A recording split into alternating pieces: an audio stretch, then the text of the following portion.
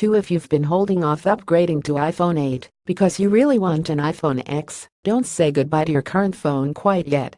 Rumors that Apple's 2017 flagship would be severely short supply have been circulating almost since we first heard tidbits about its specifications. Now, though, the rumors are solidifying into seriously bad news for early adopters. Sales of the iPhone X kick off on October 27, though the first handsets aren't set to arrive with buyers until November 3, a week later.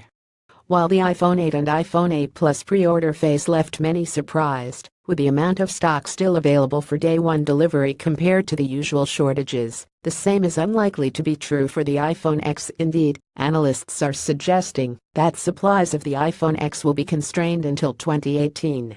KGI's Ming-Chi Kuo has warned investors that it could take the first half of next year before Apple manages to get through its constraints, McRumors reports. While we project iPhone X will see output ramp up meaningfully in mid-late October, he wrote, tight supply may only start to ease in 1H18F due to strong demand.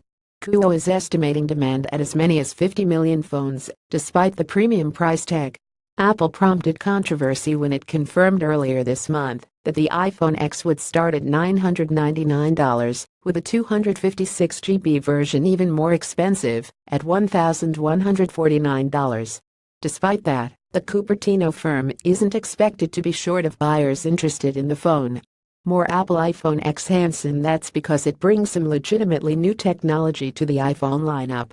The screen finally moves from LCD to OLED, taking advantage of the display tech's flexibility to push the bezels to the edges and accommodate a notch in the upper section. That notch is filled predominantly with a new True Depth camera, promising facial recognition and tracking, the same portrait mode photography as the iPhone X and iPhone 8 Plus's rear cameras, and a host of other abilities. True Depth is not only the flagship iPhone's crown jewel, but its biggest problem. Supplies of the assembly are said to be putting a serious damper on how many handsets Apple can produce. Throw in long-standing reports of low OLED panel yield, and it's a recipe for scarcity. What impact that will have on Apple's bottom line remains to be seen. On the one hand, sales of the iPhone X will be more valuable to the company than those of the cheaper iPhone 8 and iPhone 8 Plus.